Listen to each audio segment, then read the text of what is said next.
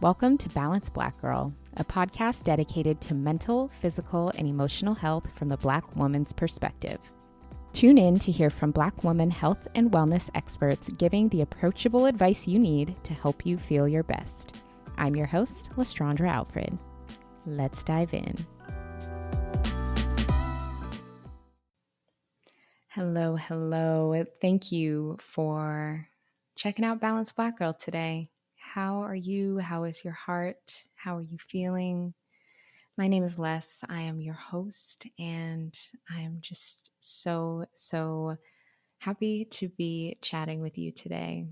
Creating this podcast it's a labor of love. Sometimes it feels like a lot of labor, but honestly, it really is a lot of love, and I am just so honored and humbled that I get to have these conversations on this podcast and that you come and that you want to listen and that I get to hear from you. And I pinch myself constantly that this is all real. And I thank you for being a part of it. So now that I've gotten the mushy stuff out of the way, I have to let you know today's episode is super important. However, it's going to be one of those where it's going to help us get our lives a little bit. Protect your edges. Just be ready, but stay with me because this episode is super important. If you've been listening for the last few weeks, you know that we are currently in our connection series talking about relationships and connection in different areas of life. And today's episode is a must listen, I think, for everybody, because we're talking about people pleasing and we're talking about overcoming people pleasing behaviors. And we do so with love. But it's one of those things where you might be like, ooh, I see myself. I'm in this post and I don't like it. I felt that way about some things. I had to also, had some come to Jesus moments about my people pleasing behaviors because they were coming up. But that self-awareness is good. It is helpful. That is how we grow, and that is how we can be free. Our guest today is Tiffany Hall. Yes, we're blessed with another Tiffany on the show. I know last week's guest's name was Tiffany, and today's guest is Tiffany. We have lots of Tiffany love here. But our guest this week is Tiffany Hall. Tiffany is a licensed psychotherapist, emotional intelligence, and wellness coach. And she helps people pleasers, perfectionists, and overachievers love themselves and set healthier boundaries so they can stop overfunctioning in their relationships. She's also really honest about being a self-proclaimed people pleaser in recovery, which I love that she says that. And she does say that in the episode. She's super honest about it. And I just so appreciate when people are honest about the ways that they're still a work in progress, because we all are. We're all still working on these things. And even when you know better, and even when you have the education, as humans, we're still just going to be human sometimes. And so the perspective that she comes from is that of a people pleaser in recovery, which is really refreshing and relatable. Outside of work, Tiffany is a creative, a foodie, a wellness enthusiast, music junkie, and she is also a mom, which we also talk about in this episode. And so please make sure you tune in. People pleasing is, oh my goodness, happens to the best of us. It really does. And when I think about Black women and the positions that we are often put in family, in the workplace, in our relationships, we are expected to serve and serve and serve until there's nothing left to serve. That for us, recovering from people-pleasing behaviors and habits is especially critical. You are worth it. And serving is amazing. We're all here to serve, but we're also all here to receive. So if you identify as a people pleaser, perfectionist, or overachiever, this episode is going to be for you, and you're going to get a lot of goodness out of it. We're going to talk about where people pleasing behaviors come from. We're going to talk about the different types of people pleasers there are and how to identify what type of people pleaser you are. If you are a parent or a caregiver or you have kids in your life, we're going to talk about some of those, maybe kind of warning signs that some of the kids in your life may be picking up some people pleaser tendencies or habits, and how to lovingly guide them to hopefully avoid them going down that path in the future. We're talking about healing from and overcoming people pleasing behaviors so that we can all be in recovery. We're talking about establishing boundaries with people who we formerly had people pleasing dynamics and relationships with. I mean, this episode is jam packed with the goods. It's just, you're probably going to want to pause. You're going to want to take notes. It's just, Tiffany really helps us get ourselves together. So let's tune in so that we can learn how to release people pleasing behaviors and be a little bit kinder to ourselves to have better relationships.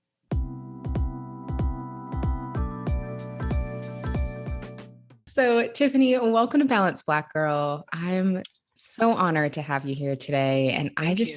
I have a feeling you're going to help us get our lives today. Yes, I hope so. Thank you so much for having me. Yeah. Awesome. So, you're a licensed psychotherapist and emotional intelligence coach, and you specialize in helping women heal from people pleasing behaviors. So, for those of you listening, just now meeting Tiffany, that's why I said she's going to help us get our lives, because I think a lot of us, myself included, are working through those behaviors. And we're going to get into all of that today. But first, I would love to hear a little bit more about your journey, about how you came to work in the space you're in. And I'm curious if your work has been inspired by your own experiences with people pleasing behaviors and how that's shaped your work. Oh, yeah, definitely. So I've been a therapist for about 10 years now, licensed for about 4 of those.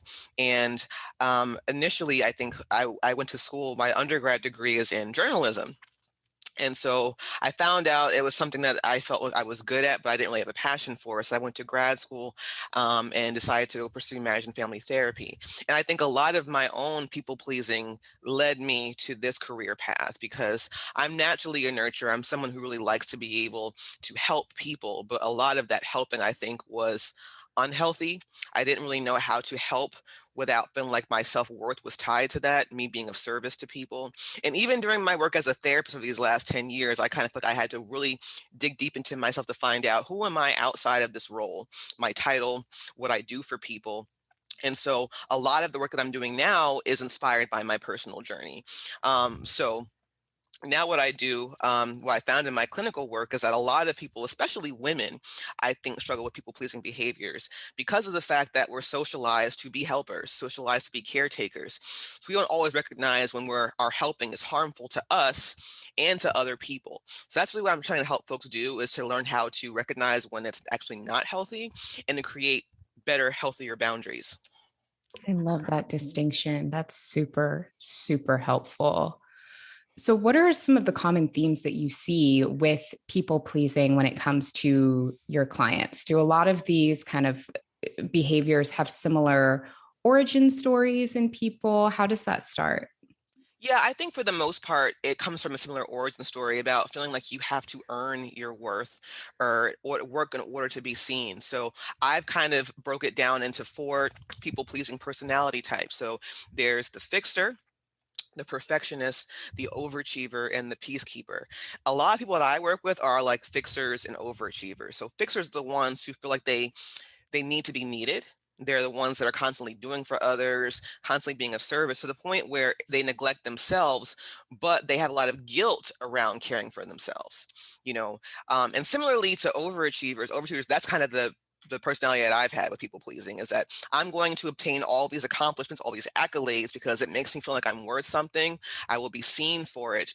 But really, I found that people find themselves to be empty when they don't know themselves outside of those things. So a lot of folks that I work with are very ambitious, high achieving, intelligent people, but they don't really know a lot about themselves outside of what they do and how they appear to others. Ooh, that resonates deeply. I think based off of what you just described. I'm like, okay, it's probably my people pleasing type as well. And for those people who may be parents or caregivers or have, young people in their lives, what are some signs that they can look out for that, oh, my child, I can see that they maybe are heading towards a path of people pleasing, and how can they address Yeah. that? That's a really great question because I myself am a parent. I have a 7-year-old, and I feel like, especially with young girls, we need to be very careful about how we teach them around being nice, around what it means to be feminine, because a lot of people pleasing is tied to that, because we don't want to be perceived as difficult, as high maintenance, especially Black women. Mm-hmm. So I think for children, if they have a hard time, I guess, really saying no, that's a really big thing. If you see children who I think have a hard time, I think, um, but they perform for the adults around them, which I think a lot of children do, because children don't really have control over their environment. They're very much at the mercy at the caregivers around them. So kids, I think, who really feel like they need to the attention of their caregivers, and they're performing for it. And it's something that I feel like really starts to come about, I want to say, like around the middle schoolish years, because that seems to be a time where there's a lot of emphasis on peers in the social world. And so that's when a lot of kids are starting to detach from their parents and their primary caregivers, and like think about, how do my peers see me? How do I want to be seen? How do I fit in? So they start doing things and performing in order to fit in, because that's what makes them feel safe and belong. And I think most people, I always say that we all really want the same things. We just have different ways of going about accomplishing those things. We all want to feel safe. We all want to be loved. We all want to be accepted. And when the problems arise, is how we go about accomplishing all of those. Absolutely. Yeah. Now I'm just thinking of more questions. Are you on TikTok at all? Do you watch I TikTok? just got a TikTok account because my son has one. He wanted me to like all his videos. So I'm just getting on TikTok as of last week. Okay, so you're just getting into it. So it takes a little bit of time when you just get into it, but eventually the TikTok algorithm is just unlike anything else. And when it learns what you like, it will then start delivering these videos that are just way too accurate. So I'll follow up with you in a few weeks and see Okay. if TikTok has started really serving you content that, hits. And somehow I ended up on oldest daughter TikTok, which Oh, I is gotta find that. TikToks by people who identify as oldest daughter. So firstborn That's me. who are daughters. Yes. And I would love to kind of continuing the conversation with childhood and where people pleasing behaviors start. I'm curious if there is a connection between birth order and kind of role in the family and people pleasing Yeah. behaviors. Oh It, yeah, it I'm glad seems you like asked it. that question. Yeah, and I completely forgot about that until you asked me just now about just my role being an oldest child. I'm the oldest of four. I have three younger siblings, and I always felt this pressure to not mess up, because I realized I felt like I was a template for them in some ways. So they were looking at me in order to figure out how to move about this whole life thing. Even though I didn't really know what I was doing, I'm human like everybody else. But I think me being the oldest child, I'm also a child of divorce. My parents divorced when I was 7, and my father remarried when I was 14. So I kind of felt like I had to make things easy, especially for my mom, being a single mom, and I didn't want her to feel overwhelmed. So I was like, I'm going to make sure I do everything right. I'm not going to get in trouble. I'm going to get all the good grades. So that way I don't give her any trouble. What I realized was I was containing so much of my true feelings because I didn't want to rock the boat. And being an oldest, daughter, I felt like my role was to be the caretaker for my siblings and to not make things hard for my parents. And I realized probably during my own therapy how harmful that was to me. I thought I was being helpful to what I was supposed to do, but I wasn't really taking care of myself. I hadn't really been taught how, so it's taken probably most of my adult up until recently to realize how much people pleasing has shaped my personality and just the way that I view relationships. I actually call myself a recovering people pleaser. So the work continues, not like it's something that you just get over and you stop. It's a constant cycle of learning and unlearning and figuring out how to do better. Absolutely. No, I think being kind of that recovery framing is a really beautiful way to look at it, because we're all a work in progress. And Absolutely. but what you shared really, really resonated in talking about wanting to make things easier and maybe not asking for what you needed or not expressing yourself in ways that you needed. I think when you find oldest daughter TikTok, you're really gonna, I gotta check you're that gonna like out. it, because that's what resonates with a lot of people. It deeply resonates with me. I even think about like my mom, who is my role model in so many ways, is like the pinnacle oldest daughter, and she's to this day taking care of everybody in her family because she's the one who has it all together. So seeing her version of that and then my version of that, and just how deeply ingrained that is, it's no wonder that so many of us have these common experiences. Yeah, that's so true. And I think, us as Black women, I think we've been socialized to kind of be the helpers, they say like the mules of the world. So a lot of our identity as Black women is wrapped up in that. And I think we need to learn how to unlearn that because it's killing us. I think about just how much, mothers and just Black women in general do for their families or communities. And sometimes they don't really get much in return. I just say we should be petty and do tit for tat. It's okay to be helpful and want to serve others. But what about how do we serve ourselves? Because we are in relationship with self as well. And we often neglect that relationship. So I want us women to do is to really learn how to take care of ourselves and nurture ourselves the way we do for everybody else, because we deserve it too. And without us, we can't take care of everybody. Yes, wholeheartedly. And just that ability to also receive. We don't exist purely to give. We all need Right. to give and receive. There needs to be some, balance, no pun intended, but for everybody. Yeah, absolutely. I feel like finding a balance is always a challenge because there's like always going to be things that are going to command our attention and our time. That we all wear different hats, so it's more so about trying to find harmony amongst all of those things. Because I think there's really no, it's not possible to have like I think an even balance. Not in a capitalist society anyway. So I think that I really help people do a lot of inner child work because I think that's where a lot of this wounding begins, and really connecting with that part of ourselves because we have to work and earn our worth and earn love because that's something that is taught. That's learned behavior. So that's why it takes a kind of a lifetime to unlearn all of that. Because think I've been alive on in this earth for almost 35 years now. It's taken me 35 years to become the person that I am now. It's the same thing with trying to unlearn pain and trauma. It takes time. So I want to normalize that for folks because a lot of people that I see will get really frustrated when they say, I'm still doing this. I'm still not setting boundaries. It's like, that's okay. This is all new to you. So be compassionate with yourself because you deserve that. Yeah, that's beautiful, especially if we have decades of, you know, taking care of other people and people pleasing, and maybe have a year or two of this awareness. We can't expect to undo what we've spent decades Exactly. internalizing in such a short period of time. Exactly. And also what, the society around us reinforces because there's so much messaging around what it means to be a woman. And a lot of it means that we have to be of service. We're not supposed to be assertive because that means that you're difficult. That means that you're someone who's not marriage material. And unfortunately, a lot of women still find their self-worth through their attachment to other people. I ask sometimes the clients that I see, like, who are you? How do you define yourself? It's always in relation to someone else or something else. I'm a mother, I'm a wife, I'm a girlfriend. And it's like, okay, outside of those things, who are you as an individual? I think that's important too, because if you're always doing something for other people, and that's where you derive your self-worth, you don't know who you are without all of those things, you Ooh. know. That's a word right there. And I'm saying this because these are things that I actually had to learn myself. So I Yeah. know some people, they see my IG post, they feel called out. I'm like, I'm also talking to me. So Yes. You're just want to let y'all calling folks know that. in, Yes, calling exactly. in. Oh, that's good. Yeah. So, and there's a little sort of the way that I kind of try to look at myself when I kind of find myself straying away from who I am is I think about myself in like these different parts. So first, I am Tiffany, an individual. Before I was anything else, I was that.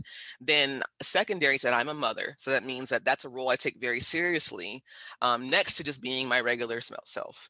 And then I'm also a therapist, coach, sister, so on and so forth. So if Tiffany, the individual, is not okay, it means I'm not going to be a good mother, therapist, so on and so forth. So that's who I have to nurture first.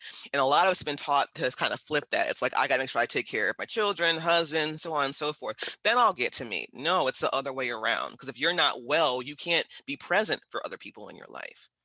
Absolutely. Yeah. It sounds like a domino effect. If you're not able to prioritize yourself or take care of yourself as an individual, it just spills over into every other area. Absolutely. And you know what? I hear a lot of women say they see that as selfish. You know, if they prioritize themselves, or even like I have a friend who has guilt around buying things for herself rather than buying things for her children. I'm just like, well, you buy things for your children all the time.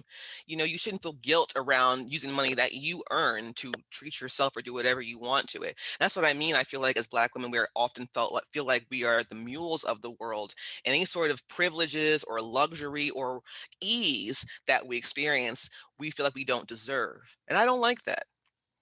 I don't like it either. Let's change it. Yes, Gotta let's go. change it. I really do think that in the last year, and maybe you can speak to this too with your own experiences, the pandemic, I think, has helped us to really reprioritize our lives. And I think that having the time, well, some of us who have had the privilege of being able to work from home, be at home, and be safe at home, have been able to really pay attention to ourselves more. And hopefully with that, understanding where certain things in our lives don't serve us, how we can make changes to enhance our lives. And that's the gift, I think, of having time. I say that sometimes like time is very, very valuable currency. Not that money is not, but money can be replaced. Time cannot. So use that time to nurture yourself, because this is the only life you're going to get, the only body you're going to get. So take care of it as if it's a precious, rare item, you know? Absolutely. I could not agree more. This summer, I was wilding out when it came to eating out, ordering food, and letting pre-made food get the best of me and my bank account. Thankfully, my budget is recovering by cooking at home more, and HelloFresh has been instrumental. With HelloFresh, you get fresh, pre-measured ingredients and seasonal recipes delivered right to your doorstep, and it is clutch no matter how many people you're cooking for. For me, it's really handy cooking for one person because I have the exact amount of ingredients I need without waste or excess. I have a serving for dinner, I can have a serving for leftovers, but if you have a bigger family, you can increase the size of your boxes. And they use fresh ingredients that travel from the farm to your door within a week. So you get convenience without skimping on quality. It is an amazing value. I mentioned that you get all of the pre-measured ingredients you need, reducing food waste, but it's also 30% cheaper than if you were to buy all of these meal components from grocery stores. So you're saving money and you're saving a shopping trip. And I have to tell you, these recipes are so good. I recently made the Yucatan citrus turkey bowls, and they had rice, smoky red pepper cream, and quick pickled onions. And it is my new favorite recipe. It was quick, which is key for busy weeknights, tasted amazing, and made the perfect amount of food. So to get started making your own quick, healthy, delicious meals while saving money, go to hellofresh.com/balanced14 and use the code balance14 for up to 14 free meals, including free shipping. That's hellofresh.com/balanced14. And don't forget to use the code balance14 for up to 14 free meals, including free shipping.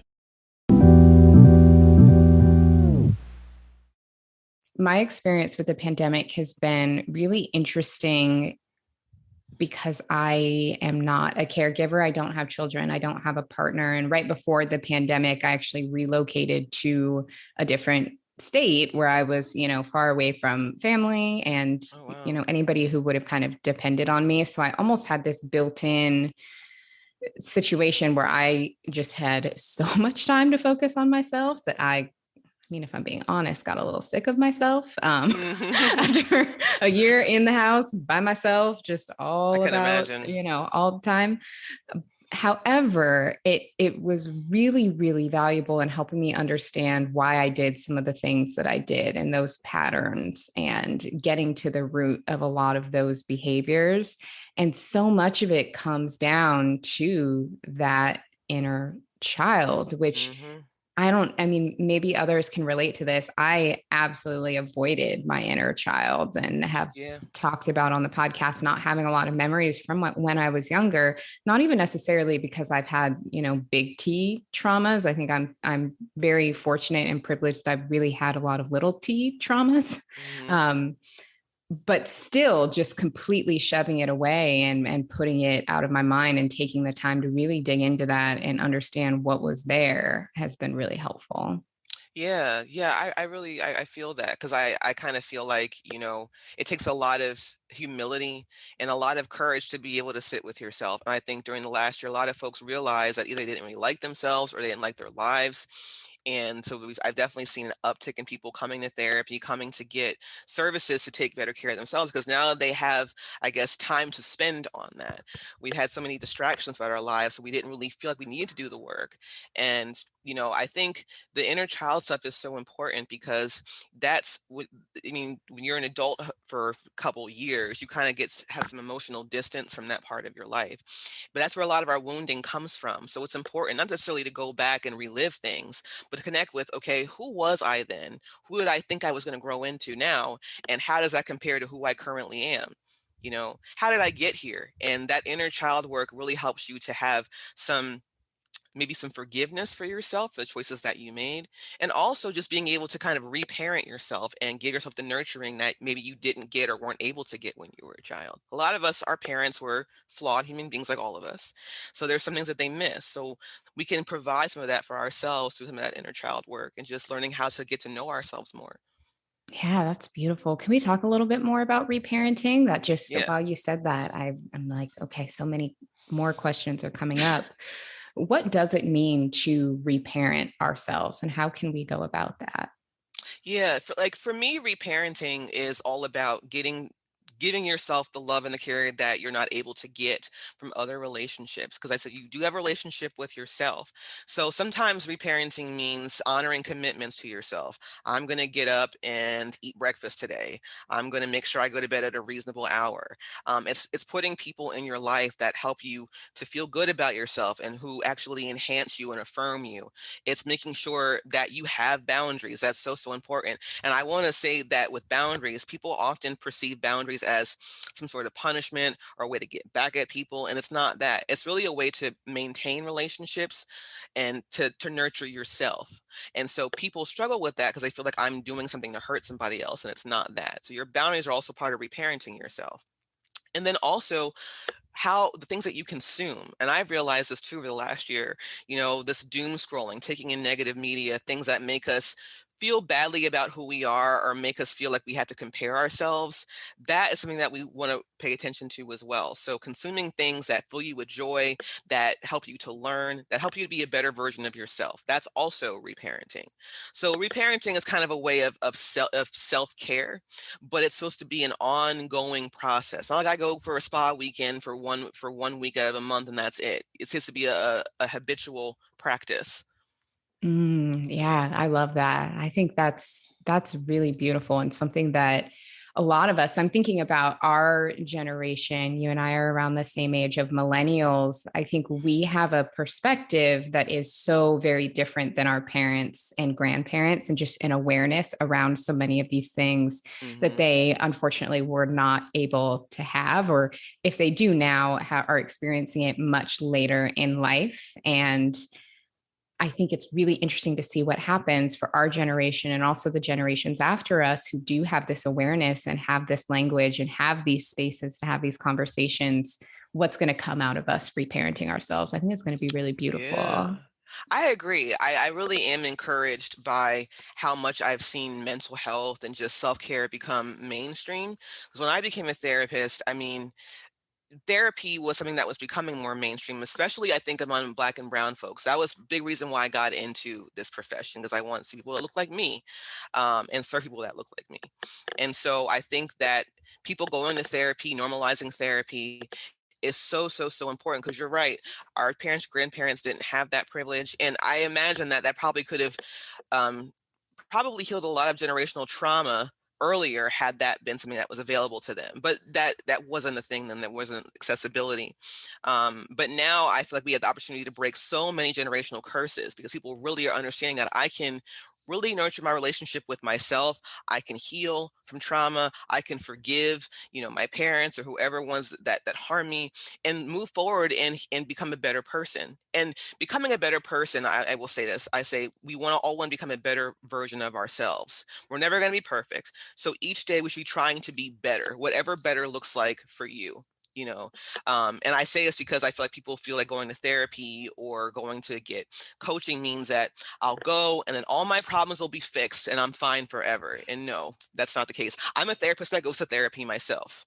So I feel like we all have work to do. It is an ongoing process, you know. Yeah, I think you had an older post on Instagram that said therapy is a tool, not a cure. Is that right? Yep, You had, yeah, which is like the perfect summary, because it's definitely not a band-aid or like a magic a magic wand, but it's a tool that helps you explore and understand things better. absolutely. I love therapy. Before I was a therapist, I went to therapy. And I say that therapy is a tool because it's not the only path to healing. Some people find, healing in other forms, like Reiki or meditation or yoga, or even, in their own spiritual practices. And that's okay too. But I think that as long as we are adopting something to nurture ourselves, that's so beneficial to our mental health and then also our relationships, because we're going to show up better in those relationships. Absolutely. Absolutely.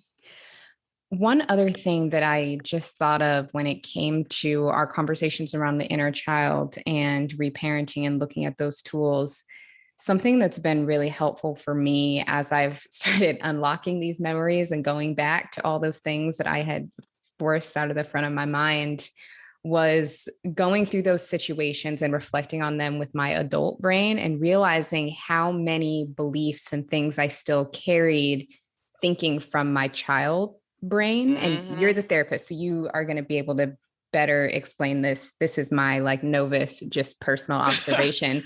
But realizing that kids don't really understand nuances. And that's why, as kids, it can be very easy for us to jump to conclusions of, we have an Hmm. experience. Okay, this is bad. This is good. I need to prove this. Because kids just don't yet have the ability to understand those nuances. And so these things happen to us when we're young, when we don't understand nuances. We jump to these conclusions and then we carry those conclusions with us, Hmm. even past the point when we are old enough to understand those nuances. When we actually start to unpack it, we can actually work through and release a lot of it if we let ourselves do that. Exactly, exactly. You're so right, because I mean a lot of our value system, the way that we perceive the world, how we perceive ourselves is based on what we've been taught in childhood, what we have been shown, and what we've been told about who we are. I even think about growing up and like feeling like I really got attached to this identity around being a good student. And that's because I was told that's who I was. That's what I got praise and attention for. So I really latched on to that. And I think that it took me a long time of having sort of distance both physically and emotionally from my parents to really understand who I was outside of that. So you're right, because children pretty much have to adapt to whatever environment, whatever parenting that they're given, and sometimes that's not always healthy. So the great thing about therapy and any sort of healing work is being able to unpack all of that, and it's not an easy process. It can be very painful. It can really cause you sometimes. I do this a lot with people who were just trying to heal from relationships with their parents, that questioning their parents parenting causes them to question kind of everything they've already believed, because their parents to them for a long time are kind of like, I hate to say it, kind of like these gods, because they were like people that took care of them. They could do no wrong. And then you find out at some point that your parents are just people that had kids. Mhm. you know Yes. and I think me becoming a mom really helped me to humanize my parents a lot more, understand kind of, yes, they hurt me in some ways, but I kind of understand kind of why, because they had their own things they hadn't worked. There wasn't about me. That is such a freeing thing to say, you know what? They're just people like me trying to figure it out. If a therapist, I don't have the cheat code to this life thing. We're all trying to do the best that we can with what we're given. So that to me, having that empathy from my parents was a big part of my own healing journey. That's you know. major. That's absolutely major. Yes. Oh, I love that. And I also really loved your example of holding on to that identity of being a good student and the conditioning around that, and then getting to the point where you can unpack that and create your own identity. It's just such a good example. Yeah, yeah, because we're multidimensional, and I realized that I was trying to operate in a way that fulfilled what people thought I was versus who I really am. And yes, I was somebody who loved school. I was very much into, studying, getting good grades, and it helped me to make it to this career. But outside of that, there's these other things I have interest in. There's other things that I want to do, even outside of just doing therapy. So realizing as human beings, we're complex individuals. And so we're never going to be just one thing, and we need to allow ourselves the space to take up space in different areas of our life because we get to define who we are, not other people. Yes. Oh, my goodness. I love that. Just letting ourselves be who we are in all different facets. Absolutely. Absolutely. Yeah, It's so freeing. it is. It absolutely is. Speaking of kind of being a multifaceted person, because we all are, I would love to talk a little bit more about how people pleasing can show up in different areas of our lives. So, how being a people pleaser at work can differ from maybe being a people pleaser when it comes to family or friends or romantic relationships, or, how that can differ. Oh yeah, I did a post recently about people pleasers at work, and I was saying that sometimes people think that people pleasers are actually the easiest ones to work with. A lot of times they can be hard because, at the core, people pleasers are trying to manage perceptions of them. They want to be liked. They want to be the one that is seen as helpful, and nice. So a lot of the decisions that they make are tied to that, which can actually be kind of self-sabotaging. I see a lot in relationships, and again, it's not just unique to women. There can be men, they're people pleasers too. Anyone of any gender can be a people pleaser, but I think with women especially so, because like I said before, we're kind of conditioned to operate in this way. So people pleasers will often kind of pick partners where they have to fix, or they have to overfunction for, because unconsciously we believe that that's how we are seen. That's why somebody wants to be with us, for what we can do for them. And so people pleasers will find somebody who doesn't really have a lot to offer, as a partner. They may be emotionally unavailable. They may be financially insecure, or just all around somebody who's not able to be fully present in a relationship. So, and again, this is all unconscious. No one's actually trying to pick partners like this, but it reinforces the need to be needed, the need to be liked, the need to actually find purpose from doing something for somebody else. And I also find that people pleasers are really actually full of resentment and emotionally unavailable themselves. And again, and I'm going to say we, because I'm a recovering people pleaser. I feel like we contain our feelings a lot because we don't want to upset other people. We don't want people to think of us as being difficult in some way. So we carry a lot of resentment around because we are doing a lot, but we're not getting the rewards, so to speak. It's not being reciprocated. But it's like we really should be angry at as ourselves, because we're the ones subjecting ourselves to this pattern. And that's why it's so important to have boundaries, because continuing to overfunction and overextend does breed resentment. you know but a people pleaser is not going to really accept that, because we have a hard time dealing with our own anger, our own resentment. It makes us feel like we're bad people when we feel that you Oh, know that is so true. I can definitely relate to that resentment piece, and have absolutely felt resentful as a people pleaser of not, getting the kudos that I feel like I should get for XYZ, and having to remember, why are you doing that thing? Are you doing that hmm thing for the kudos? Or are you doing that because that's what you want to do, or because it has a positive impact? And Yes, that's a great way to check in with yourself. Like, what is the reason why I'm doing this? What am I trying to accomplish here? And is what I'm doing getting me the result that I ultimately want? And so a lot of times we do things hoping that it's going to help us in some way, but really it's doing is enabling these toxic patterns. So it takes a lot of self insight to be able to break out of these behaviors. And again, it takes time. It's not something that happens in a couple of months or a couple of years. It takes time.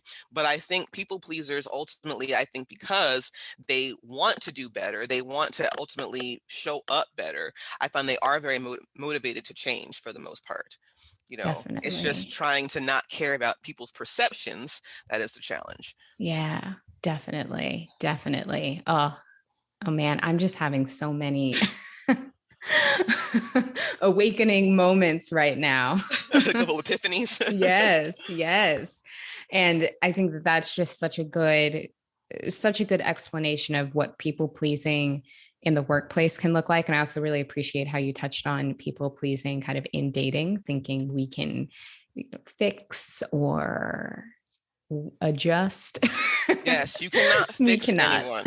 No. No. And this happens a lot. There's a great therapist. Her name is Ginger Dean. Her page is Loving Me After We. She talks about this a lot about, you can't fix people by doing more or loving them more. That's an inside job. So don't pick people that you think are going to somehow change because of all the love and work that you put into them. That's something that they have to decide for themselves. And I find a lot of people pleasers when it comes to dating, they do date potential. I've been there as well, where I'm like, oh, this person will ultimately be who I want them to be if I do X, Y, and Z. And ultimately that does not happen. And then that breeds resentment. Yep. I've been there. The way that I like to check in with myself, particularly around dating, is I ask myself, is this person a fixer upper? Mm-hmm. Yes or no? And if the answer is yes, might be a good time to release them because that may not be the good fit. Yep. Because ultimately they're not going to be the kind of partner that's going to be present for you. Yeah, exactly. Yeah, the fixing doesn't stop. No, no. Oh, it doesn't. You know how having your nails done just gives you that feeling of really having your life together? That feeling is real. And ever since I started using my Olive and June Mani Kit, my nails have been on point, thus making me feel like my life is more together. Now, my weekly DIY manicures are something I look forward to so much. I turn on some music or a show, I pour myself some kombucha, and take my time giving my nails the TLC they deserve. The Olive and June Mani Kit has everything you need for bomb nails. Not only do you get to choose the Olive and June polish shades of your choice, which they have so many amazing colors and they don't chip. You will have a perfect manicure for a week, I promise. You'll also get essential nail tools like a file, buffer, cleanup brush. You'll get cuticle serum. And you'll also get the Poppy, which takes your nails to the next level. This is what makes your nails look professionally done. The Poppy is an attachment that you put on your brush handle that makes painting your nails a breeze because we all know the struggle of trying to paint with your non-dominant hand and having them look like a 5-year-old did it. But the Poppy makes it so easy to get perfect nails every time. I also recently got the Olive and June Pedi Kit, and I'm obsessed. So now y'all can find me doing my own nails and keeping everything on point while saving money. In fact, the Olive and June Mani system comes down to about $2 per manicure, which is a steal compared to going to the nail salon. My nails have never looked better, and doing them myself has become a part of my weekly routine that I love and look forward to. Olive and June has a special offer for Balanced Black Girl listeners, so if you're ready to have salon perfect nails from home, visit oliveandjune.com/balanced and use the code BALANCED for 20% off your first Mani system. That's oliveandjune.com/balanced using the code BALANCED for 20% off.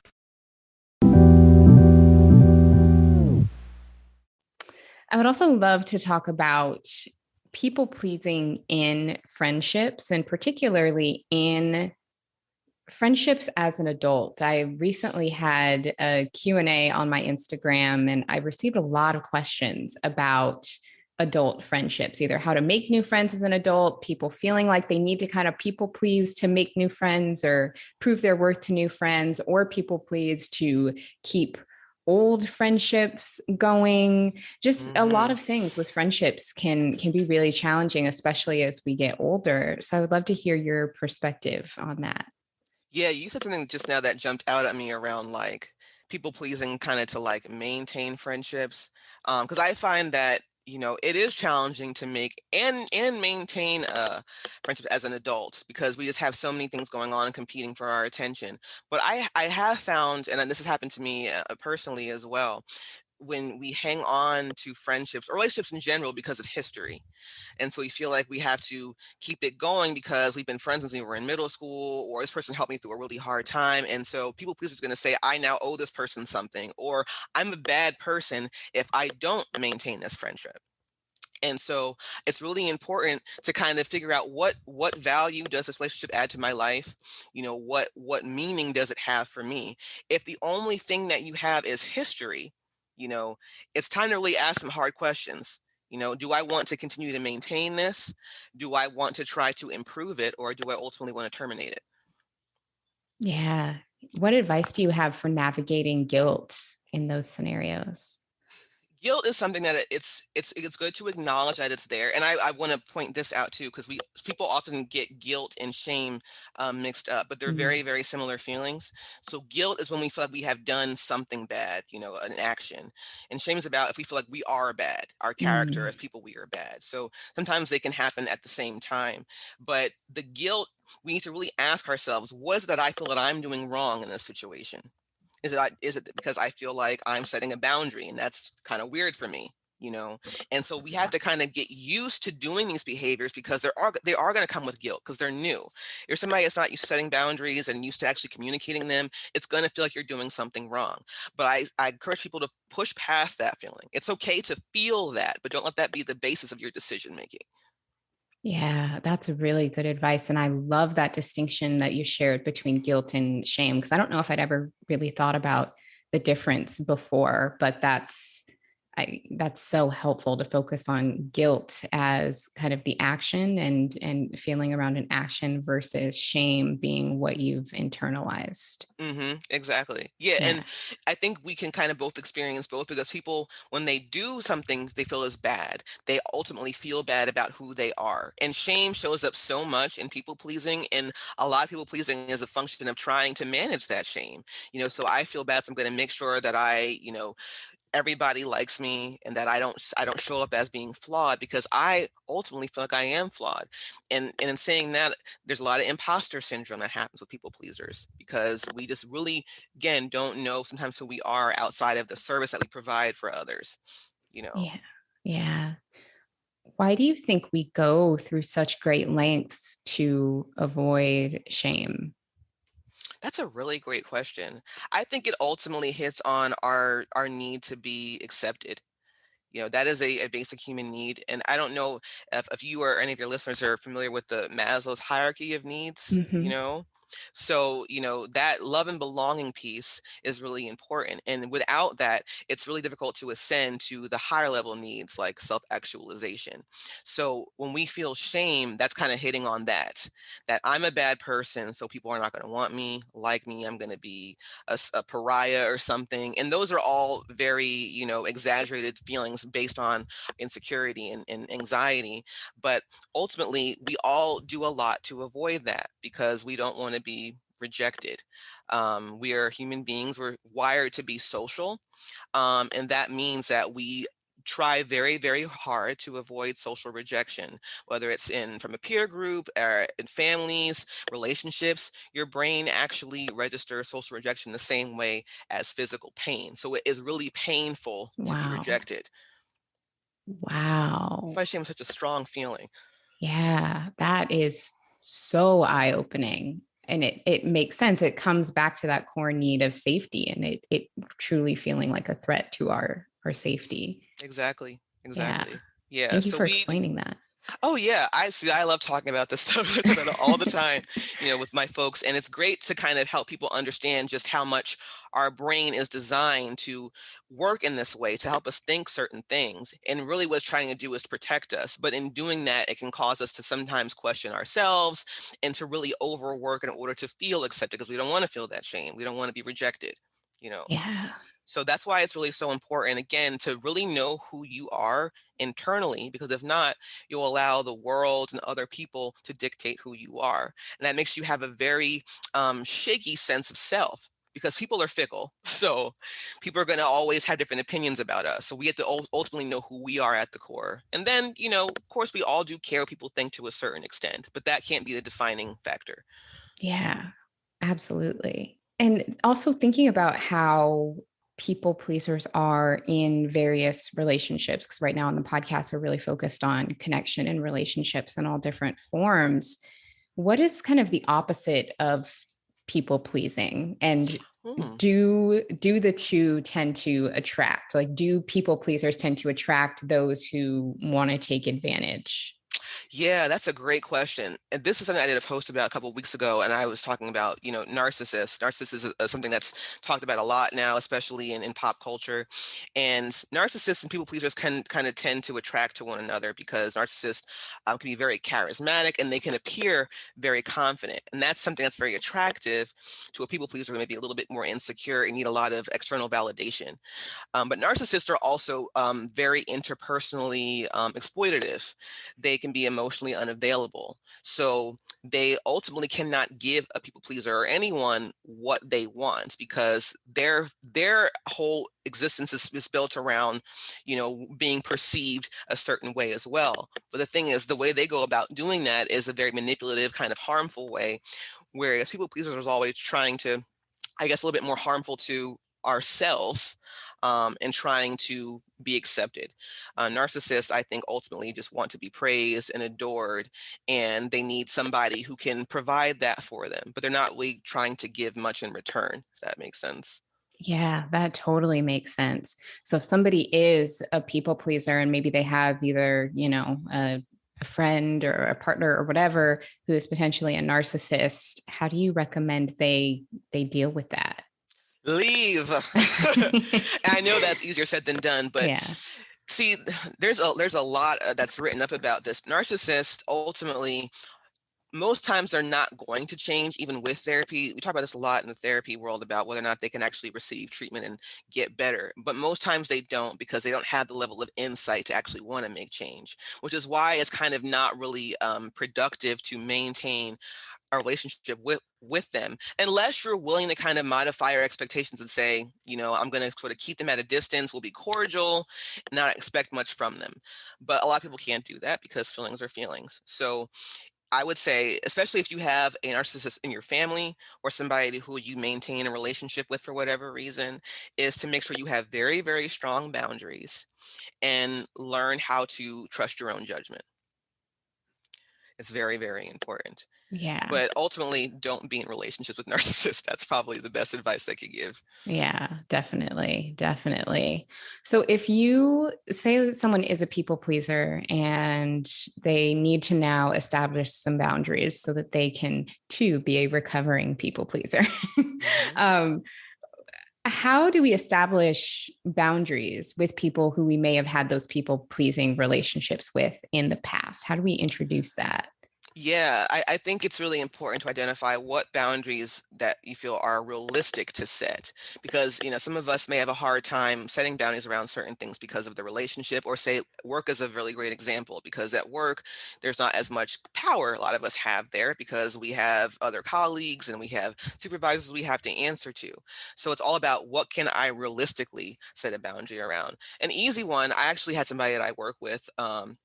Who decided to set a boundary around how much time they spent on the phone with their parents. And what they did was they set a timer for like 30 minutes. After that 30 minutes was up, it's like, all right, mom, dad, I got to go. That's a boundary because they knew that's all they had to give was 30 minutes of their time. And so little things like that, boundaries around time, boundaries around how long you stay at a social function, and even in relationships with dating, this is a big one, is what you will and won't accept from a partner. You know, a lot of us, of course, we want to be desired. We want to be able to have companionship, but it's like there has to be some parameters around that. Because if not, you'll accept anything and then ultimately not get what you want. So having a partner who's emotionally available, that is a boundary. Having a partner who's not a fixer-upper, all of those things are boundaries. So thinking about what it is that we need, what we feel comfortable asking for. And what I will say this too, you can ask for these boundaries and try to set them. People may not like them. And that can be hard to sit with. But realize is that people also have to get used to us when we're trying to start this boundary setting work, get used to that because they're not used to people having boundaries, people pleasers. So it's going to be a transitional period. for everyone involved in the relationship. But it can be done. I have done it. I've lived to tell the story. And the more and more you do it, the easier it becomes, because you have to really trust yourself. I definitely agree with that. I recently set some boundaries in my life that I had just been meaning to set around various things, and definitely agree that the more you do it, the easier it gets. Yeah, absolutely. And I feel like, especially over the last year, like I was saying before, that we have had a chance to really shift our perspective in the way that we view our lives, how we view wellness. And I think boundaries is so important in making sure that our overall well-being is protected. So I think even with boundaries around ourselves, I know for me, on my off days when I'm not working, that means I am all the way off. That means no posting on my social media account. I'm not reading work emails. Anything work related is removed from my view until my work hours start again. And that was really hard because I'm self-employed. So there's always work for me to do. But I was like, I need to have a life outside of my job. And so I need a boundary between my personal life and my professional life. And that has been a huge change for me in the last year. And it's been amazing. I'm so happy that I've gotten better with that. Definitely. You know, what I really love about that example that you just gave around work, and specifically with you as a self-employed person, the way you put it was it's a boundary with yourself. Yep, Sometimes I think with boundaries, it can feel really intimidating to set it, because we think we immediately have to march up to somebody in our life and go, I'm setting a boundary. But you can also have really powerful boundaries that you just establish with yourself, that absolutely. you don't necessarily have to announce to the world, but that can also make a huge difference. Yeah, exactly. And that's part of the reparenting work too, and honoring your commitments to yourself. And think about just how we show up for other people. Sometimes we don't hesitate to do things for others.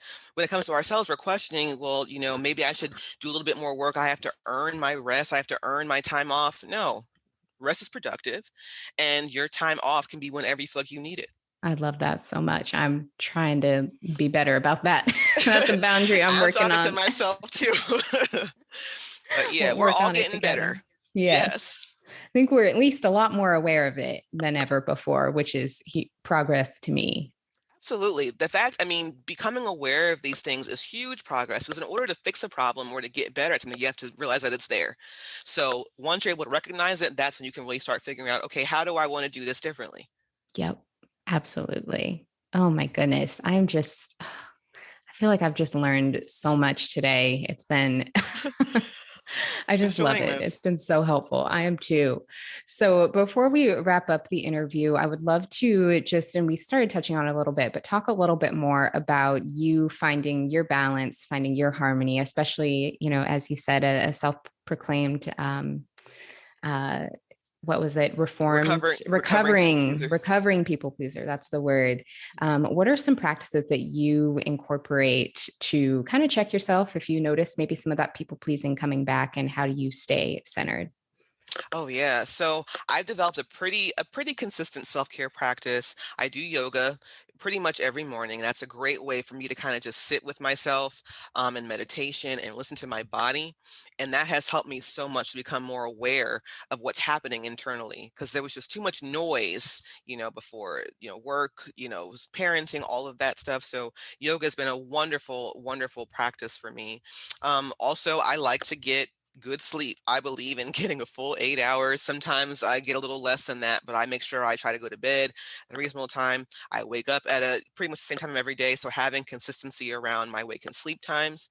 And then also, I find time to do things that just give me a sense of joy. Like I love, playing video games with my son. I like laughing. I like being able just to watch trash reality TV, just to take my brain offline, and Netflix. So just doing things that allow me to feel like that inner child again, because inner child sometimes we have to nurture through play and creativity. So I got to find time. I love to dance, find time just to find creative outlets and stuff like that, journaling. So having this inner life that I continue to nurture helps me to show up as a better mother, as a better therapist. And I really believe that I've developed a deeper connection with myself, which I've worked so hard for, and it feels really good now. Absolutely. That's so beautiful. That's like the goal. Yeah, we getting there, getting there. I love it. Thank you so much for sharing. Thank you. So, Tiffany, how can our audience work with you if somebody listened to this episode and they're like, okay, I think I'm a people pleaser and I need some support. I need to figure out what's next. What should they do? That is a wonderful question. So I'll be launching a pilot of my People Pleasing Recovery Program this fall. You can go to pprp.me, where you'll find some info about how to register for that. You can also sign up for my email list to keep up to date with everything that I got going on. And also you can follow me on IG. I talk a lot about people pleasing and just about different ways we can nurture ourselves so that we can break out of people pleasing behaviors. So yeah, but you can definitely set up a clarity call with me if you're interested in registering for the program. We can work one-on-one, or just send me a DM and we can like pick each other's brains or something like that. Amazing. Well, we'll make sure we have all of your information linked in the show notes so that people know how to get in touch with you. The program sounds amazing. I also saw on your website that you have a quiz that people can take to figure out their Right. people pleasing type, which is also really cool. Yes, I forgot about that. Thank you for mentioning that. So if you want to know your people-pleasing personality, you can find the link in my bio on IG for the quiz. And so there's 4 types. You can find which one that you are. And there's some tips in there on how to nurture that people-pleasing personality. That's so, so helpful. Thank you so much for creating that. Thank you. I appreciate you so much for having me. Oh my goodness. I appreciate you. Thank you for sharing. I told y'all she was going to help us get our lives today. And I feel like that's exactly what happened. So thank you so much for joining me. Thank you. Yes, and I know I was so nervous talking a little bit fast, but I feel so honored to be able to share this with you all because I really have a heart for helping Black women especially, and I feel like I really want us to take better care of ourselves. I really do. Absolutely. I mean, we appreciate it. We appreciate you sharing your knowledge and your gifts with us so that we can all get centered with ourselves and take care of ourselves. So thank you so much.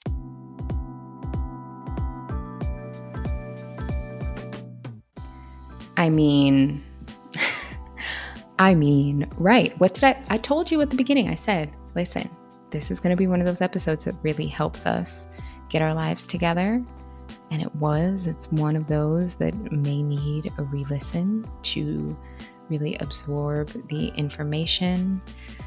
It was so helpful. Tiffany's work is just incredible. Highly, highly recommend heading to her Instagram, giving her a follow, heading to her website, checking out the quiz so that you can identify your people-pleasing personality. I mean, she puts so much into her work and it is beautifully done. It is so incredibly helpful. That is just a taste. The conversation we had today was just a taste of her knowledge and what you have to gain from learning from her. So please head to the show notes, check out all of her information there because she's doing incredible and very important work. Let's get out of these people-pleasing cycles so that we can live more and so that we can love more. So thank you for tuning into this week's episode of the podcast. We are getting close to the end of the Connection series. We have one more episode to go. It's going to be a solo one with me next week, and I look forward to having you come back so that we can chat. If this episode resonated with you, please make sure you're subscribed, leave a rating and a review, and connect with us on Instagram at Balanced Black Girl Podcast. If you feel called, let me know on the latest Instagram post there what your biggest takeaway from this episode was. I would love to hear from you. Talk to you soon.